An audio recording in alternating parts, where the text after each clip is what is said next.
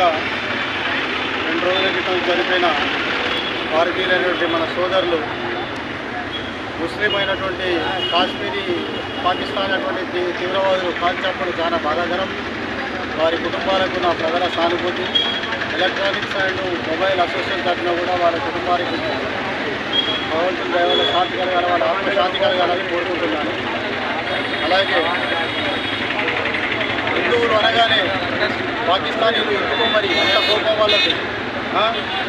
అందరూ హిందువులందరూ కలిసి ఒక్కసారి ఉత్తపోతే గుర్తమయ్యేటువంటి పాకిస్తాను అలాంటి దేశంలో ఉంటే మరి హిందువులందరూ ఎందుకు ఇంత అదిగా రెచ్చిపోతున్నారో అర్థం కావట్లేదు.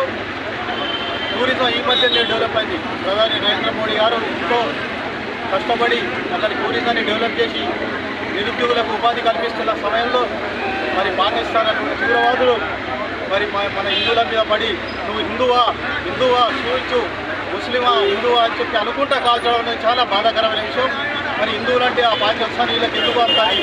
మరి ఇదే పాకిస్తాన్ ఇదే విధంగా చెలరెక్కితే మాత్రం రాబోయే కాలంలో నరేంద్ర మోడీ గారి ఆధ్వర్యంలో నరేంద్ర మోడీ గారు ఒక్క ఆజ్ఞ కనుక మన ప్రజల కనుక ఇచ్చినట్టయితే పాకిస్తాన్ కొట్టకపోయేటువంటి పాకిస్తానీలు వాళ్ళు ఈ రోజున హిందువులను ఎందుకు ఈ విధంగా హింసిస్తున్నారు, ఎందుకు ఇంత దారుణానికి వదిలేస్తున్నారు? చిన్న పిల్లలు పాపం వాళ్ళకు ఇంత దారుణంగా కాల్చి చంపడం అనేది అమానుషమైన చర్య.